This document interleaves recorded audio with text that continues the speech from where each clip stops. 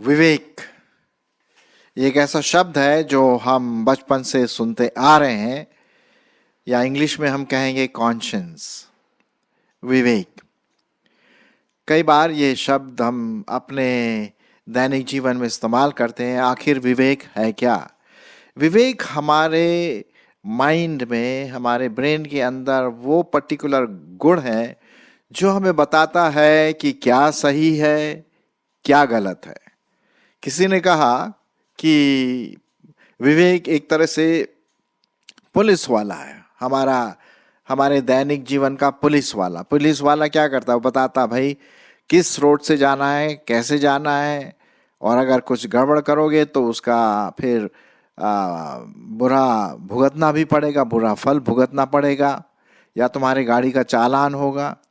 तो कहने का मतलब ये एक प्रकार का पुलिसमैन है हमारे व्यक्तित्व का, कि हमारे जीवन की गाड़ी कैसे चलनी है, क्या सही है, क्या गलत है, और फिर हमें उसका चुनाव करना बहुत ज़रूरी होता है। और ये हमारे दैनिक जीवन में बहुत काम आता है। अब जैसे उदाहरण के रूप में, बचपन में मैंने छोटी मोटी चोरियां किया, हमारी बुरी आदत थी, लेकिन हमारा विवेक हमें दोषी हमेशा ठहराता था कि यार तुमने चोरी किया है। अब कोई इस बात को तो नहीं जानता है, लेकिन तुम अच्छी तरह से जानते हो कि तुम दोषी हो और तुमने चोरी किया। और जब तक कि हम उस दोषी विवेक को साफ ना करें, वो विवेक हमारे ऊपर एक तरह से बोझ के समान लटका रहता है। और ये जैसे कि आप देख रहे हैं इस चित्र में कि इसका जो मस्तिष्क है उसके अंदर एक विवेक है, एक माइंड है जहाँ पर विवेक बसता है, और वो उसके दैनिक जीवन को गाइड करता रहता है। जब हम देखते हैं एक मसीह जीवन में आत्मिक रीति से हमारा विवेक साफ होना है, हमारा विवेक शुद्ध होना बहुत ज़रूरी है, क्योंकि परमेश्वर पवित्र है, परमेश्वर शुद्धता का प्रतीक है, उसमें कोई पाप नहीं है। तो यदि हम कहते हैं कि हम उसके संतान हैं, तो हमारा विवेक भी वैसे ही शुद्ध रहने की ज़रूरत है। और यही बात हम बाइबल में से भी सीखते हैं। अब कभी कभी क्या होता है, हमारा विवेक बिल्कुल मर सा जाता है। मर सा जाता है कहने का मतलब है कि जैसे कि आपने देखा होगा एक शरीर का कोई भाग जिसके नर्व सेल्स मर जाते हैं, तो उस नर्व सेल में अगर आप कील भी लगा दे या फायर या आग भी लगा दे उसमें, तो आपके दिमाग को पता नहीं पड़ेगा। क्यों? क्योंकि उसका जो नर्व सेल है जो उसको बताता है पेन के बारे में, वो मर जाता है। और वो जो मर जाता है, चाहे आप कितना ही उसको पेन देने की कोशिश करें, दर्द देने की कोशिश करें, उसको महसूस नहीं होता। क्यों? क्योंकि उसकी पेन सिग्नल ले जाने की जो नर्व है वो मर गई है। ठीक उसी प्रकार से कभी कभी हमारा विवेक इतना पापी, इतना दूषित प्रदूषित हो जाता है कि हम बुरा ही करते हैं, और हम बुरा करने में ही हमको एक प्रकार का आनंद सा आता है। आदत से, जैसे बोलते हैं ना, लोग बोलते क्या बोलते हैं, आदत से मजबूर हूं यार, मैं करना तो चाहता हूं अच्छा, लेकिन मुझसे बन नहीं पड़ता। अब उदाहरण के रूप में कई लोग ड्रग लेते हैं, ड्रग लेते लेते उनके इतना आदी पड़ जाते हैं कि उनको एक समय आता है कि लगता भी नहीं कि ये ड्रग लेना बुरा है, पाप है, और हमारे लिए नुकसानदायक है। सिगरेट पीने वाले भी ऐसे ही हैं, वो इतने आदी पड़ जाते हैं कि अब सिगरेट पीना एक तरह से जैसे कि पानी पी रहे हैं या जूस का ग्लास पी रहे हैं, ऐसा लगता है। लेकिन ये वही विवेक है जिसको हमें जीवित करना है, पवित्र करना है, शुद्ध करना है, वापस रिवाइव करना है, जिलाना है, ताकि हम समझ सके कि हम कहाँ मौत के घड़े में जा रहे हैं, वहां से हम कैसे टर्न अबाउट हो सकते हैं। तो विवेक ये बात करवाता है। तो चलिए मैं आपके लिए कुछ बाइबल में से बताना मांगता हूं कि किस प्रकार से हम अपने विवेक को शुद्ध, पवित्र रख सकते हैं और एक अच्छा मसीही जयवंत जीवन बिता सकते हैं। मैं आपके लिए कई पदों को पढ़ूंगा ताकि आप इसको समझ सके। फिर उसके बाद एक और पॉइंट मैं आपके सामने लाने की कोशिश करूंगा। सबसे पहले मैं आपके लिए पढ़ना मांगता हूं प्रेरितों के काम और उसका 24 अध्याय और 16 पद। यहाँ पर इस प्रकार से लिखा हुआ है, मैं आपके लिए हिंदी में ही पढ़ देता हूँ। प्रेरितों के काम और उसका 24 अध्याय 16 पद। चलिए मैं पढ़ देता हूँ। यहाँ इस प्रकार से लिखा हुआ है, इससे मैं आप भी यत्न करता हूँ कि परमेश्वर की और मनुष्य की ओर मेरा विवेक सदा निर्दोष रहे। यहाँ पर पौलुस एक तरह से वहाँ पर प्रचार करता है और बताता है कि मैं अपना विवेक शुद्ध रखना मांगता हूँ। अपना जो मन की सोच है, मन में जो विचार आते हैं वो पवित्र रहें, शुद्ध रहें। और यही बात वो बताता है यहाँ पर कि मेरा जो विवेक है परमेश्वर की दृष्टि में शुद्ध रहे, पवित्र रहे, और मनुष्यों की दृष्टि में शुद्ध और पवित्र रहे। मैं फिर से इसको पढ़ देता हूँ। प्रेरितों के काम उसका 24 अध्याय और 16 पद। इससे मैं आप भी यत्न करता हूँ कि परमेश्वर की और मनुष्यों की ओर मेरा विवेक सदा निर्दोष रहे। अब ये विवेक कैसे सदा निर्दोष रहेगा? यदि इसमें कचरा कूड़ा पाप से भरा पड़ा है। भाई इसके लिए मैं आपको बताना मांगता हूं कि इसमें हमें परमेश्वर का वचन डालना बहुत जरूरी है। चलिए मैं पहले और इस शुद्ध विवेक के बारे में आपके सामने और पढ़ूंगा। पहला पत्रस उसका 3 अध्याय और 16वां पद। पहला पत्रस उसका 3 अध्याय और 16वां पद। यहाँ इस प्रकार से लिखा हुआ है, और विवेक भी शुद्ध रखो। 15 पद से मैं पढ़ देता हूं। पहला पत्रस 3, 15 और 16। पर मसीह को प्रभु जानकर अपने अपने मन में पवित्र समझो, और जो कोई तुमसे तुम्हारी आशा के विषय में कुछ पूछे तो उसे उत्तर देने के लिए सर्वदा तैयार रहो, पर नम्रता और भय के साथ, और विवेक भी शुद्ध रखो। यहाँ पर आज्ञा दी गई है हमारे विवेक को क्या रखना है? शुद्ध रखना। इसलिए कि जिन बातों के विषय में तुम्हारी बदनामी होती है उनके विषय में वे जो मसीह में तुम्हारे अच्छे चाल चलन का अपमान करते हैं लज्जित हों। तो यहाँ पर क्या लिखा हुआ है? हमारे विवेक को क्या रखना है? शुद्ध रखना है, पवित्र रखना है ना। उसमें कोई किसी प्रकार का दोष नहीं आना चाहिए। और ये दोष हम अपने आप में जानते हैं, चाहे दूसरा व्यक्ति इसको जाने ना जाने, लेकिन मैं अपने विवेक को जानता हूं कि मेरा विवेक शुद्ध है या पवित्र है या पापी है या दोषी है। अगर मैंने कोई पाप किया है छुप छुप करके तो मेरा विवेक मुझे दोषी ठहराता है कि यार तुमने किया है, लोग तो तुम्हें बहुत अच्छा समझ रहे हैं, बहुत अच्छे तरह से देख रहे हैं, लेकिन तुम जानते हो कि तुमने ये बात किया है। चलिए पहला तिमोथी उसका पहला अध्याय और 5 पद। पहला तिमोथी उसका पहला अध्याय और 5 पद। यहाँ इस प्रकार से लिखा हुआ है, आज्ञा का सारांश यह है। क्या है आज्ञा का सारांश? कि शुद्ध मन और अच्छे विवेक और निष्कपट विश्वास से प्रेम उत्पन्न होता है। शुद्ध मन और अच्छा विवेक, यहाँ पर अच्छा विवेक आया है, ठीक है। और फिर उसके बाद हम देखते हैं इब्रानियों उसका 9 अध्याय 14 पद। इब्रानियों की पत्री उसका 9 अध्याय और 14 पद। वहां पर इस प्रकार से लिखा हुआ है, मैं आपके लिए पढ़ देता हूं। तो मसीह का लहू जिसने अपने आप को सनातन आत्मा के द्वारा परमेश्वर के सामने निर्दोष ठहराया, तुम्हारे विवेक को, अब देखिए, तुम्हारे विवेक को मरे हुए कामों से क्यों न शुद्ध करेगा, ताकि तुम जीवते परमेश्वर की सेवा कर सको। यहां तक हम बात कर रहे थे कैसे हम शुद्ध विवेक चाहते हैं, परमेश्वर कैसा शुद्ध विवेक हमारे जीवनों में चाहता है। अब प्रश्न ये उठता है, भाई ये शुद्ध विवेक हम रखेंगे कैसे? क्या हमें करना पड़ेगा जिससे कि मेरा विवेक शुद्ध रहे, पवित्र रहे, ठीक रहे, भला रहे, निर्दोष रहे? कैसा होगा?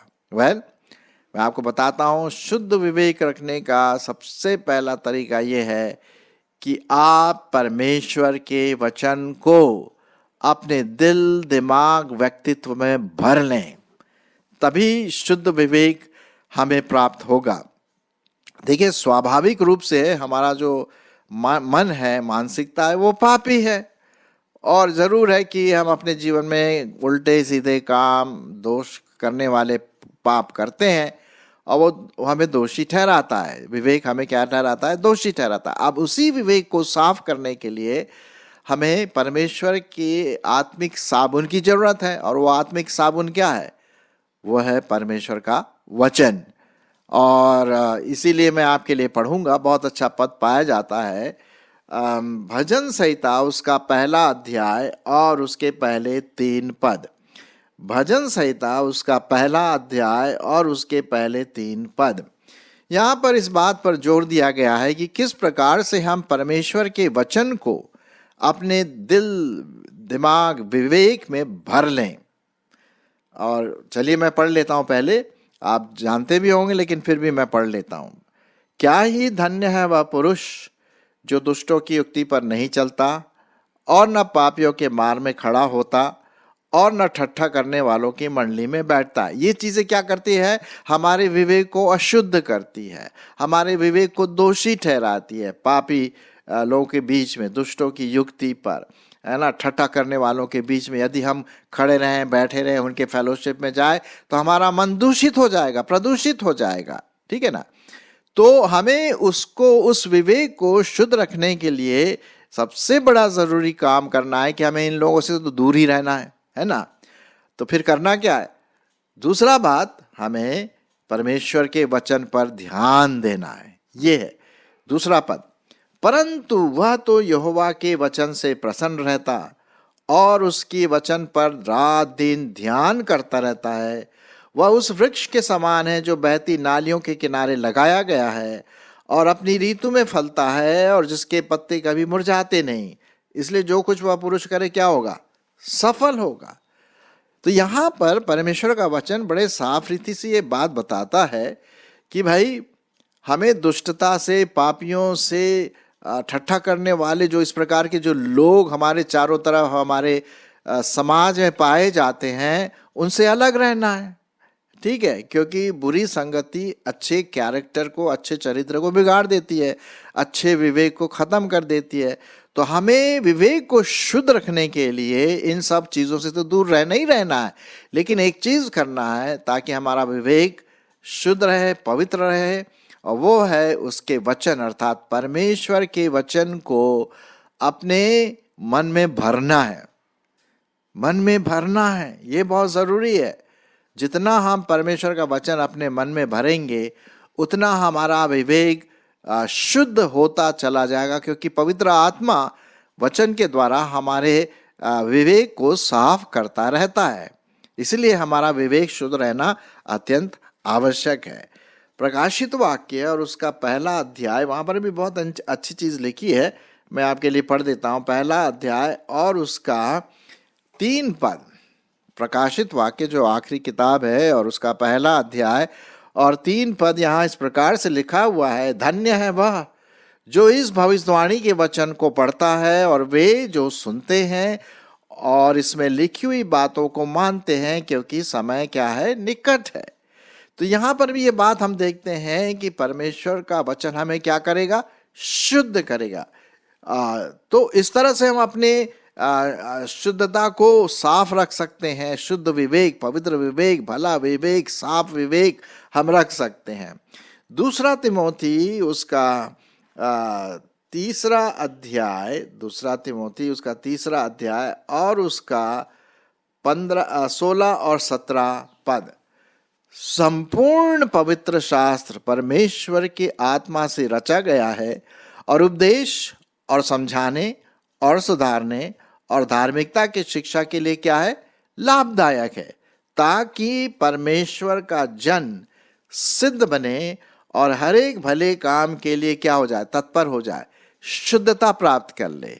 जब हम परमेश्वर के वचन को पढ़ते हैं, उसके वचन पर मनन करते हैं, मनन बहुत इंपॉर्टेंट है, सिर्फ पढ़ना ही काफी नहीं है, उस पर मनन करना है, विचारना है, उस पर प्रश्न पूछना है, मेरे लिए क्या है, इससे मैं क्या सीखता हूँ और इसको कैसे मैं अपने जीवन में ढाल सकूंगा। तो जब हम इस प्रकार की प्रश्न पूछते हैं और उस पर ध्यान देते हैं, मनन करते हैं, मंथन करते हैं, तो हमारा विवेक क्या होता जाता है? शुद्ध होता चला जाता है। जी हाँ, यही एक वचन है जो हमें शुद्धता की ओर ले जाएगा, क्योंकि परमेश्वर पवित्र है और अवश्य है कि उसके लोग भी कैसे हों? पवित्र हों। कुलुस्सियों की पत्री उसका 3 अध्याय और 16 पद। कुलुस्सियों की पत्री उसका 3 अध्याय और 16 पद, वह भी इसी बात को हमारे सामने दर्शाता है। मसीह के वचन को सुनिए, मसीह के वचन को अपने हृदय में अधिकाई से बसने दो। मसीह के वचन को अपने हृदय में अधिकाई से बसने दो और सिद्ध ज्ञान सहित एक दूसरे को सिखाओ और चिताओ और अपने अपने मन में कृतज्ञता के साथ परमेश्वर के लिए भजन और स्तुतिगान और आत्मिक गीत गाया करो। वचन से या काम से जो कुछ भी करो सब पर प्रभु यीशु मसीह के नाम से करो और उसके द्वारा परमेश्वर पिता का धन्यवाद करो। कितना साफ लिखा हुआ यहाँ पर कि परमेश्वर के वचन अर्थात बाइबल जो आपके पास है, चाहे इंग्लिश में हो, हिंदी में हो या उर्दू में या जो जिस भाषा में आप पढ़ते हैं, जिसमें आप बहुत अच्छा समझ पाते हैं, आप उस वचन को जितना हो सके अपने मन में ठोस ठोस के भर लो। और वो कैसे भर लो? जब भी टाइम मिलता है, मौका मिलता है, आप वचन सुनिए। मैं क्या करता हूँ, मेरे पास मोबाइल में परमेश्वर का वचन है, नया नियम भी है, पुराना नियम भी है, ठीक है। और मैं रात को जब नींद नहीं आती है या जगे रहते हैं तो मैं उस मोबाइल में से परमेश्वर का वचन ऑन करता हूँ और मैं उसको सुनता हूँ। ये आपको अवेलेबल है फ्री में। गूगल में जाइए और लिखिए डाउनलोड MP3 बाइबल, और आपको इंग्लिश में भी मिल जाएगा, हिंदी में भी मिल जाएगा और शायद उर्दू में भी मिल जाएगा, ठीक है। आप इसको अपने मोबाइल में भर लीजिए और जब भी जहां मौका मिलता है, टाइम है आपके पास और कुछ करने के लिए नहीं है, तो आप वचन को सुनिए और उस पर सोचिए। तो क्या होता है, वो हमारे विवेक को, जैसे साबुन गंदे कपड़े को धोता है ना, उसी प्रकार से वचन हमारे दिमाग को धो देता है, शुद्ध करता है, हमारे विवेक को शुद्धता की ओर ले जाता है, पवित्रता की ओर ले जाता है, ताकि मेरा मन शुद्ध रहे, पवित्र रहे। और यही बात यहाँ पर लिखा हुआ है कि मसीह के वचन को अपने हृदय में अधिकाई से बसने दो और सिद्ध ज्ञान सहित एक दूसरे को सिखाओ, चिताओ और अपने अपने मन में कृतज्ञता के साथ परमेश्वर के लिए भजन, स्तुति गान और आत्मिक गीत गाया करो। तो मैंने अभी आपके सामने परमेश्वर के वचन रखा इस बात को बताने के लिए कि परमेश्वर का वचन ही है जो हमें एजुकेट करेगा, हमें शिक्षा देगा, हमें हमारे गलतियों को बता करके उसे दूर करेगा। जब हम उन गलतियों को मानेंगे और उसको दूर करेंगे हमारे पापों को, तो हमारा मन क्या होता जाएगा? शुद्ध होता जाएगा। हमारा विवेक क्या हो जाएगा? शुद्ध होता जाएगा। और परमेश्वर यही हमारे और आपके जीवन में चाहता है। तो आज हमने देखा कि परमेश्वर किस प्रकार से कमांड करता है कि भाई अपने विवेक को शुद्ध रखो, साफ रखो, भला रखो और पवित्र रखो, उसमें कोई बुरी ना आए। और कैसे करेंगे? वचन के द्वारा। जैसा मैंने अभी भजन संहिता 1:1-3 में पढ़ा कि दुष्टता से दूर रहें, मूर्खता की बातों से दूर रहें, उल्टी सीधे थर्ड क्लास बातें जो मजाक, ठट्ठा ये सब होते हैं ना, पापियों के लोगों से दूर रहें, ताकि हमारा विवेक बिल्कुल इन बातों में ना पड़े, लेकिन परमेश्वर का वचन हम भरते जाए, सोचते जाए, पढ़ते जाए, मनन करते जाए, उस पर चलें, तब वो हमारा विवेक लगातार शुद्ध होता रहेगा और हम प्रभु यीशु मसीह की समानता में बढ़ते चले जाएंगे। पवित्र आत्मा हमारी अगुवाई करेगा, क्योंकि वचन क्या है? पवित्र आत्मा के द्वारा लिखा गया है। तो जितना हम उसमें डालेंगे अपने मन को, अपने विवेक को, उतना हमें शुद्धता की ओर हम आगे बढ़ेंगे। सो मेरे प्रिय भाई बहनों, आइए हम इस बात को लें कि परमेश्वर के वचन के द्वारा हम अपने विवेक को शुद्ध रख सकें।